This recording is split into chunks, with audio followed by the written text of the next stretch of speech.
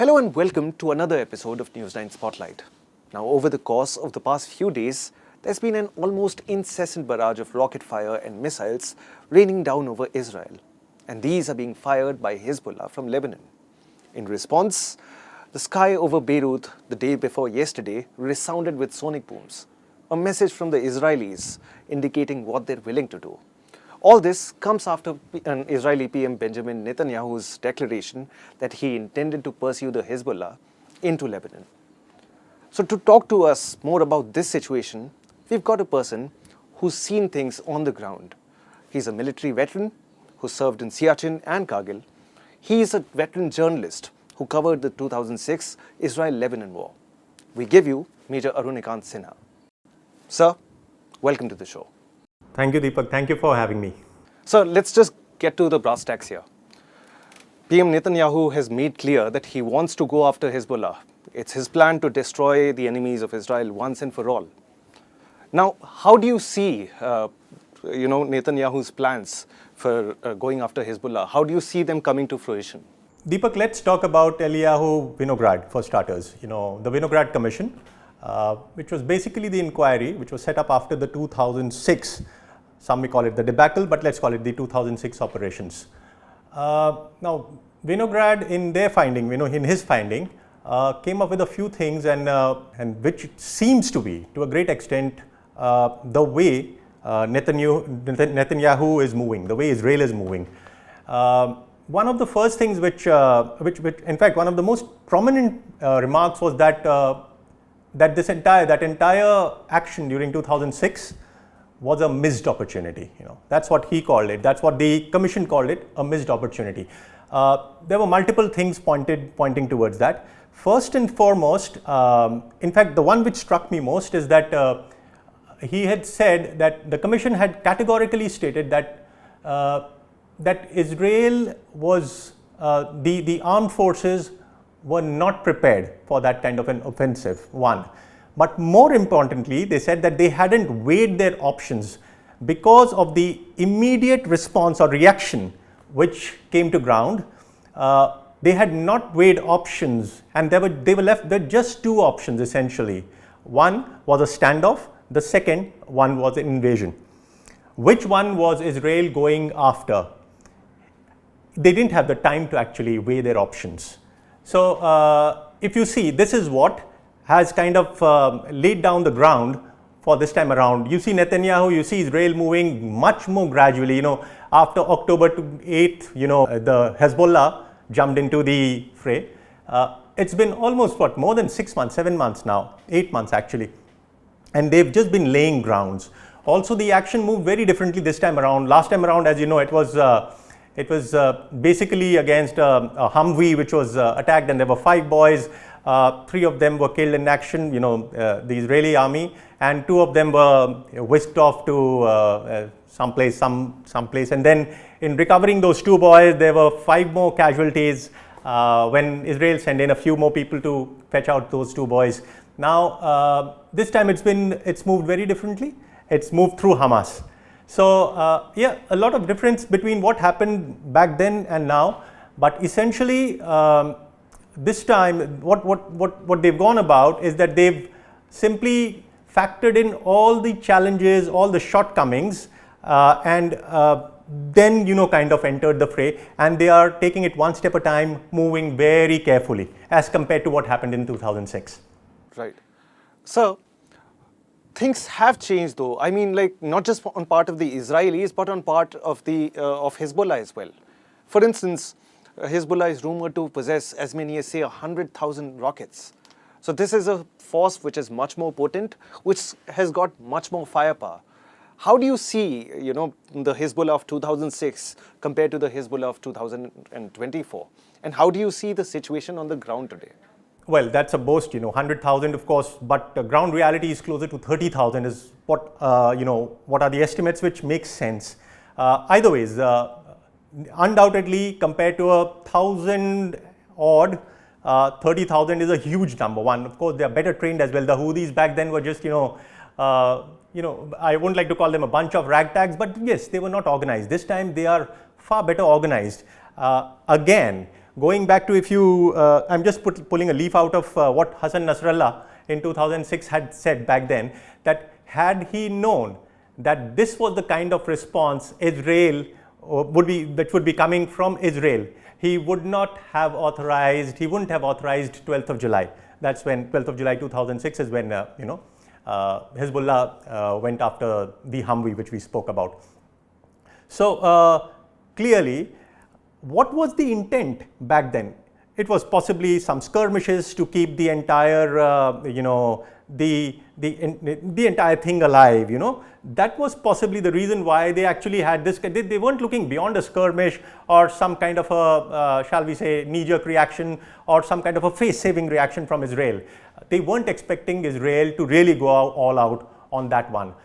Clearly, they've also learned their lessons. So they've got, this time around, you've got kamikaze drones. Now, last time around, it was anti-tanks, mind you, which led to a lot of casualties. It essentially led to the maximum number of, shall we say, casualties, as far as military casualties, as far as Israel is concerned, was because of anti-tanks. This time around, see how things work. Now, Israel, that was also one of the findings. So Israel has gone around. It is better equipped to deal with anti-tank. They've got a complete their tanks, their armored vehicles are much better equipped to handle that. But on the flip side, you see Hezbollah is now betting on kamikaze drones. So technology has gone up on both sides. They are better equipped. The numbers certainly has gone up on the side of Hezbollah. The Israelis are moving slower and more cautiously, taking care to ensure that their people in the north are evacuated, giving ample time for the international community to play its game, diplomacy to kick in, which is not something which happened last time around. So both have learned and both have inculcated their learnings from 2006. So Iran has for the first time shown readiness to be involved directly. This is something that they've eschewed so far. What do you think will be the role of Iran in the war that may come? Let's put it this way. Since 2006, which was essentially a war between Hezbollah and Israel, the IDF, Hezbollah heavily supported by Iran, undoubtedly. But ever since, the times have changed, What is this war actually, if you see? Because in between there's been the Syria debacle again. So is this an extension of the Syria-Israel? Again, kind of supported by Iran. Is this, now you've got Hamas and Israel in play as well. You've got the proxy war between Iran and Israel. And then of course now Hezbollah and Israel. Somewhere there are different diplomatic measures which have kicked in. And there are different parties with different kind of stakeholders, and the entire situation has erupted to an extent wherein Iran has had to show its hand. Right? Iran has had to show its hand where this is. Ultimately, what is happening? I think as a stated policy, let's just draw a parallel between the Ukraine-Russia war, and there was a huge gathering, and the idea was to come up with a joint statement, and India's stand was, look, we need a lasting peace. We need both parties to sit together. I think the time has come. Yes, Iran, ever since it has turned into a kind of a theocracy, 79, ever since they've not shared a very good relationship with Israel. After 90s, it's been pretty much hostile per se. Iran and Israel have, had a cold war, cold peace to cold war, and then from cold war now we are seeing open hostilities, just because the narrative and the actions and reactions have peaked all throughout. I think the time has come wherein we have to get all the parties somehow, and that's where the diplomatic effort has to. I think the parties who are trying to play one against the other or are watching out for their own interest will have to take a look at this much more closely. What are they going to get out of it, and is this going to be some kind of a, it's going to be cataclysmic. to say the least. For Lebanon, it's going to be devastating. For Israel, it's going to be it's going to take it back quite a bit if there is an all-out war.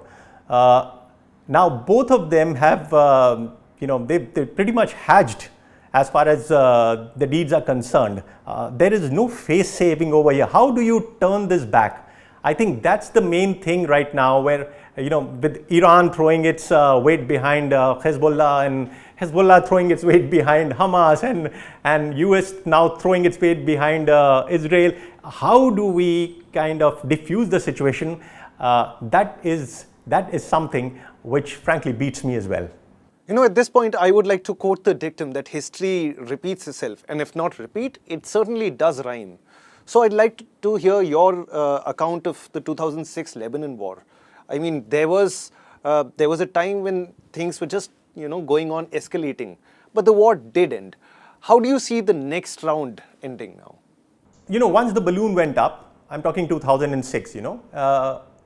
What really happened was that look how this actually peters out, how this plays out actually.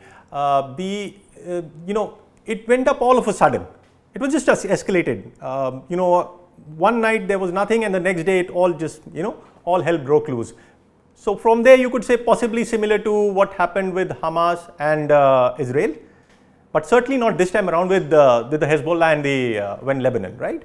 So once all hell broke loose, different nationalities and different nations were figuring out how to get their people out of the war zone. India had close to 10,000 people, 2,000 of them were, clearly influenced by the entire situation. So then you had those 4 naval ships which had gone out, and the entire process under Operation Sukoon, that's what they called it, Operation Sukoon. We had, in fact, by the way, apart from close to 2,000 Indians, we had 400 Nepalese, 400 Sri Lankans and close to 60 Nepalese also as well, who were evacuated as a part of, neighbors first policy as far as we have. Even back then, that's what happened way back in 2006. It didn't seem that this is going to escalate. It didn't seem that it's going to really go. We were there for about 10, 12 days, and then in Eblisaki we were about 4 or 5 days, and then we fell back. There was enough, intelligence available that, not just intelligence, you have these, feelers on the ground, and then you were able to speak to the UNIFIL, forces, you were able to speak to the commanders at various levels, and it seemed like it's going to peter out back then. And pretty much that's what happened. And, by the mid of August, it had petered out, and there was a ceasefire declared. And by I think September 8th, the blockade was removed. In fact, 10th of August is when the Indian Navy ships, they had also withdrawn. So the entire Operation Sukoon was concluded by that point in time. So just in time for the ceasefire to kick in. That's quite the ordeal. But my final question here, sir. As somebody who's seen the situation on the ground, who's met people there, who's seen for himself what really happens in a war zone, tell me about your reflections on these forever wars that have plagued the Middle East for close to 5 to 7 decades now. Why do you think, the Middle East is caught up in this vicious cycle of war after war? What are your personal reflections on this? That's a deep question, but I'll try to keep the answer pretty shallow. Let it not move into the realm of spirituality. But I think this thing has been on a treadmill for a pretty long time, and there have been vested interest, people, kind of milking the entire situation. Both the sides have been milking the entire situation. Sometimes when you've been milking it for a long time, you don't know, when it's going to blast in your face. Look, this time around, the way things are going, last time around, both parties were not prepared, right? I think this entire, shall we say, urgency, diplomatic urgency is with this particular fact in mind. Why we see so many, from US to London to France, everybody's kind of in this quagmire to choose the word, to try and fix it, to try and find a face-saving solution for both the parties now. Because both the parties, if you see, are pretty confident. They think they've done their homework. They've learned the lessons from the previous wars, and they want an all-out fight. Israel wants to kind of solve this question once and for all. And Hezbollah thinks that, or they feel that they have the manpower, they are better prepared, they are no longer in the same situation as they were in 2006. Not a handful of ragtag, not a bunch of ragtag, soldiers or who didn't really expect things to escalate. They are prepared. They have in fact, you may go as far as to say they have been prepared for the escalation, and they have even paced this escalation to a great extent. The way they could, they have paced it. And if you see, it's almost worked like clockwork.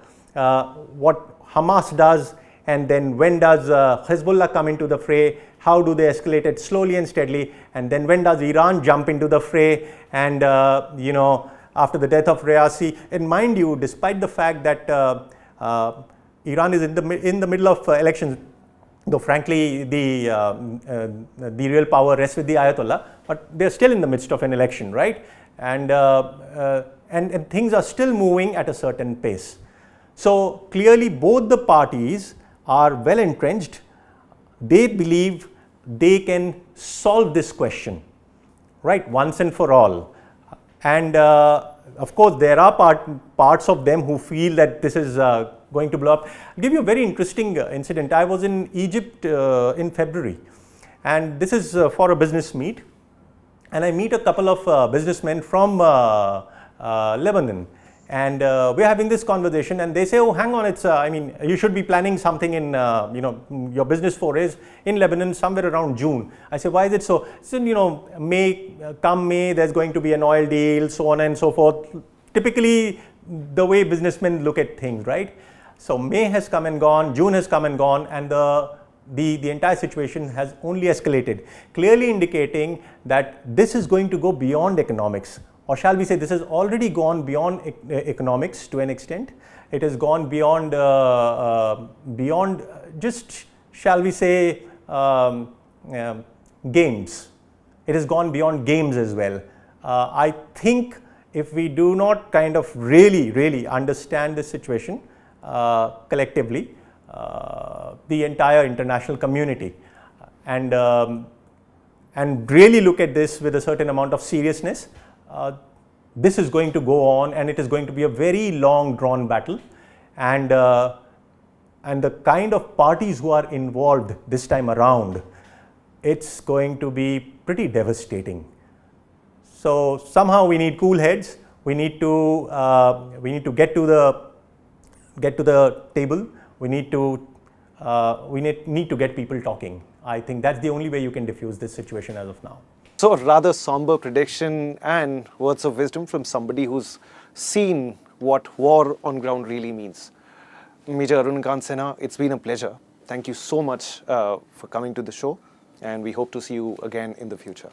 Thank you. Thank you, Deepak. I hope it was worth your time.